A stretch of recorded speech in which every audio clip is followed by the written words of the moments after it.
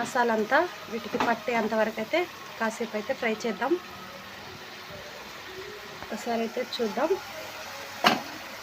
దీంట్లోనే కొద్దిగా గరం మసాలా పొడి అండి.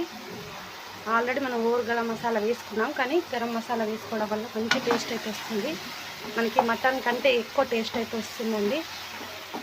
ఇంకా కొంచెం ఫ్రై అవ్వాలి, కొద్దిసేపు అయితే ఫ్రై చేద్దాం.